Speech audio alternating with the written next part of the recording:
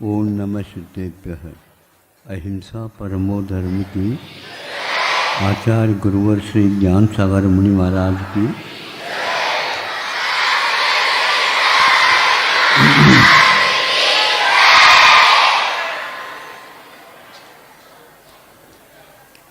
आप मान लीजिए किसी की जय बोलना चाहते हैं तो मन में सोच लिया जाता है, तो वाक्य का निर्माण कर लेते हैं पहले, फिर बाद में सोचते हैं। क्या पहले सोचते हैं फिर वाक्य का निर्माण होने के उपरांत बोलते हैं? आप सोचिए, वस्तुतः हम लोग प्रमाद बहुत कर जाते हैं, इसलिए उपदेश हमारे पल्ले में नहीं पड़ता। यदि आप अभ्यस्त हो गए हैं तो बिना आँखों के भी आप वही कार्य करते हैं उंगलियों के माध्यम से। आप बोल रहे हैं गीत और उसी के साथ साथ अपनी उंगलियां भी चल रही होती हैं। वह जिसमें छेद रहते हैं ऐसा वादन होता है। जैसे हारमोनियम वगैरह भी हैं, ये भी छेद रहते हैं नीचे, और उसके ऊपर कोई दबाते हैं तो उसके कारण उस छेद के ऊपर वह जा कर के बैठ जाता है, तो उसमें से हवा नहीं आ पाती, अपने आप ही उससे पास में जो है उसके बाद माध्यम से निकल आती है, तो स्वर उभरता है। यह कार्यक्रम अनभ्यास दशायाम और अभ्यास दशायाम, अभ्यस्त जब तक नहीं होते तब तक उस ओर भी देखना पड़ता है। तर्जनीय है क्या मध्यमा है ये भी देखना पड़ता है। फिर बाद में धीरे धीरे वह स्वर निकालने योग्य छेद के ऊपर उंगली डालते हैं तो वह अपने आप स्वर आने लग जाते हैं। ये तो हो गया उंगलियों के द्वारा, किंतु अब अनभ्यास दशा में शुरुआत में आँखों के द्वारा देखना भी पड़ता छेद कहाँ है।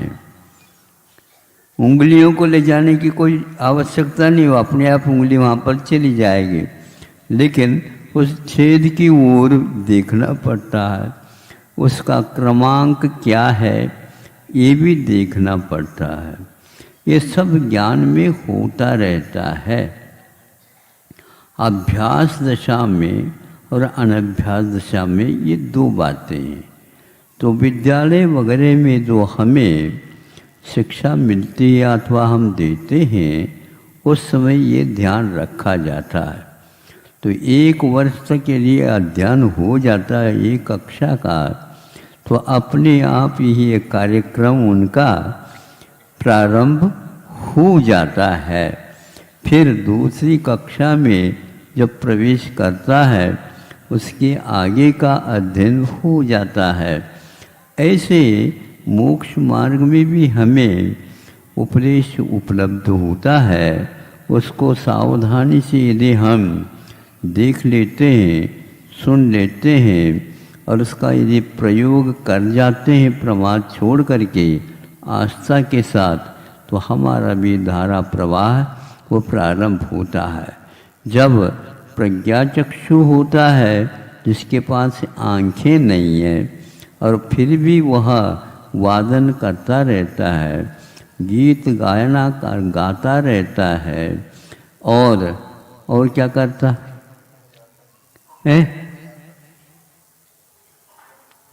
और ये भी देखता है कि आप लोगों के मुख से वाह वाह आ रहा है क्या? नहीं समझे। जब आपकी तालियां बज जाती हैं उस समय, बजाने के लिए नहीं कह रहा हूँ, वह व्यक्ति जिसकी आंखें नहीं हैं और वह बोल रहा है, गीत भी बोल रहा है और वादन भी चल रहा है, और जो आंख वाला है उससे भी बढ़िया चल रहा है, तो इसलिए आप लोग प्रयोग करना प्रारंभ कर दीजिए। शुरुआत में यदि वादन और गीत दोनों को हम प्रारंभ करते हैं, अलग अलग करने की कोई आवश्यकता नहीं पड़ती, किंतु आज यह प्रमाद के कारण कहो यह धारणाएं ऐसे बना ली मान लो, तो यह नहीं हो पा रहा है। हमारा मन एकाग्र तब होता है जब हम प्रयोग में आ जाते हैं। यदि हम सुनने के रूप में आ जाते हैं तो सुनने का प्रयोग जो कर रहे हैं तो उसके साथ हमें सुनना पड़ता है। यदि प्रमाद कर जाते हैं, ठीक है महाराज बोल रहे होंगे, कल और पूछ लेंगे, किंतु जब आप मोबाइल पर चले जाते हैं, बोलते हैं, उस समय क्या करते हैं? हाँ, उस समय पैसा भी लगता होगा, इसलिए शब्द भी गिनते हैं, वाक्य भी गिनते हैं और अक्षर भी गिनते हैं, क्योंकि उसके लिए भी पैसा देना होता है। सम्यक दृष्टि यही सोचता है हम प्रवृत्ति के समय पर कितने समय खर्च करें, उसमें बंद भी होता है, उसमें कुछ देना भी पड़ता है। और जब गुप्ती इत्यादि काल में वह नहीं करता है, न सुनता है, न सुनाता है, न पढ़ता है, न पढ़ाता है, न देखता है, न दिखता है, कुछ नहीं, शांत बैठ जाता है। जितना शांत बैठेगा उतने उसके कर्म की निर्जरा ज़्यादा होगी। आप निर्जरा करना चाहते हो? काय की निर्जरा करना चाहते हैं? कर्मों के, शरीर की भी निर्जरा हो जाती है, तो फिर क्या होगा? पैसा भी देना पड़ेगा, आराम भी लेना पड़ेगा और विद्यालय भी बंद होगा। तो आपके प्रमाद के कारण, गलत धारणाओं के कारण और दूसरे के सोबत में रहने के कारण ये सब हानियाँ होती रहती हैं। इसलिए अभी वो भर्ती करने के लिए आए थे ना, एक माता पिता, वो कह रहे थे हम तो यहीं पर रखना चाहते। यदि मान लो बच्चियां नहीं चाहती तो क्या करेंगे? जबरदस्ती रखोगे? नहीं। तो वह रहना चाहते हैं और आप नहीं रखना चाहते तो वो रह जाएगी? नहीं। दोनों की सम्मति अनिवार्य हो जाती है। उसी प्रकार हमें भी अपने समय का सदुपयोग करने के लिए, तो जिसके पास आंखें नहीं वह गीत भी बोल रहा तो मुख से बोलता है, लेकिन मुख से बोलते हुए वह वादन भी कर रहा है, और वादन भी कर रहा है, यह उन्हें विश्वास है कि ये मैं ठीक बोल रहा हूँ और ठीक बजा रहा हूँ, और इसी प्रकार मैं ठीक सुन रहा हूँ। ये तीनों कार्य कितने अल्प समय में एक साथ जैसे हो रहे हैं, लेकिन एक साथ नहीं हो सकते। ये नियम है, जिस समय उंगलियां चलती हैं उस समय हम बोल नहीं सकते। होता है कि बोल रहे हैं, अभ्यास दशा होने के कारण उसमें बहुत अंतराल कम रहता है और काम होता है। सोचना पहले होता है, बोलना बाद में होता है। बोल रहे हैं, फिर इसके साथ साथ उंगलियां भी उसी के साथ चलती हैं, लेकिन थोड़ा सा अंतर रहता है, और वह स्पर्श होता है, उसके द्वारा उसे ज्ञान होता है। क्योंकि छेद के ऊपर उंगलियां है क्या नहीं, तो इसके बारे में क्रमांक तो वह पढ़ नहीं रहा, लेकिन बिना आँखों के भी उसकी उंगलियों में आँखों का काम आ जाता है और वह अभ्यस्त हो जाता है।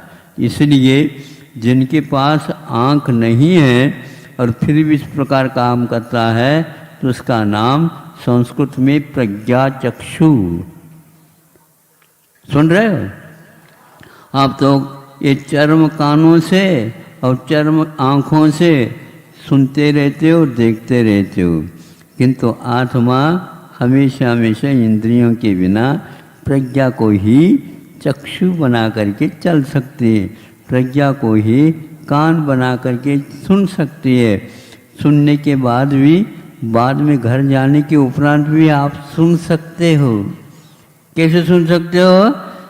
सुना था उसको याद कर सकते हो। जिस समय याद आएगा उस समय कानों में जैसे साक्षात अभी भी सुना रहे हों, ऐसा होता कि नहीं? उसी बच्चे को हो सकता है जिसने ध्यान से सुना नहीं है। फिर स्मरण करके जो नहीं लिखता वो रट लेता है। तो तोता होता है वो, तोता समझते हो? हाँ, राम राम बोलता है, राम यदि मान लो उंगलियां सामने कर दे उसको भी चोंच मार लेता है। राम की पहचान भी तो हो। तो ऐसा आप लोगों का है। विद्यालय में रटना नहीं, रटना जानते हो? सभी को आता है रटना, क्योंकि आज यह 20वीं 21वीं शताब्दी में रटना ही होता। पहले रटना नहीं होता था। ध्यान से सुनना, ध्यान से लिखना, ध्यान से बोलना, ध्यान से सब कुछ करना वो ध्यान के द्वारा होता है। इसलिए मोक्ष मार्ग में ध्यान को महत्व दिया है। आप लोगों ने ध्यान से हमारी बात सुन ली, बहुत अच्छा किया। हमारे ऊपर अच्छा नहीं उपकार किया, स्वयं के ऊपर किया। हाँ, अब तालियां बजाते हमारे लिए बजाते हैं, स्वयं के लिए बजाते हैं? बताओ। जैसा कहा है वैसा हम करते हैं। ये भी एक रटन में आ गया। कल हमने सुना बहुत सारी ताली बज रही थी, उसमें बैठने वाले ताली बजाने वाले तो बहुत कम थे। तो फिर बाद में हमें ज्ञात हुआ वहाँ फील्डिंग में डाल दिया गया करोड़ों व्यक्ति बजा रहे हो, करोड़ों व्यक्ति। तो ये आवश्यक होता है ना, नहीं समझे? करोड़ों व्यक्ति तो है ही नहीं, फिर भी वह बजाते रहते हैं। ऐसे साधन सामग्री आ गई है, भगवान अकेले हैं और वहाँ पर झालर भी बज रहा है और घंटी भी बज रही है और वो और भी बज रहे हैं और टेप रिकॉर्ड के माध्यम से पूजन भी चल रही है और धारा भी हो रही है। वहाँ पर धारा भी हो रही है, उसके वहाँ पर बांध रखा है, बटन दबा दिया, धारा प्रारंभ हो गई। फिर यहाँ पर कोई गंदोदक लेने वाला नहीं है तो वहाँ पर एक रोबोट को तैयार कर दो, उसके ऊपर सभी काम हो गए। भगवान सब देख रहे हैं, यहाँ सब कार्य हो रहे हैं। ऐसा जमाना आ गया है। अब कैसे करोगे बताओ? इसलिए अपने आत्मा को पूछ करके करा करो, ध्यान से किया करो, तो वह स्थायी बना जाता है और उसी के द्वारा कर्म की निर्जरा होती है। केवल सुनने मात्र से नहीं, किंतु उसको आस्था के साथ सुनो और आस्था के साथ प्रयोग करो तो वह कर्म निर्जरा के लिए कारण होता है। तो सुनना, स्पर्श करना और देखना आदि आदि कार्य एक साथ नहीं होते हुए भी एक साथ होते ऐसा लग जाता है। ये अभ्यास का प्रतिफल है। अहिंसा परमो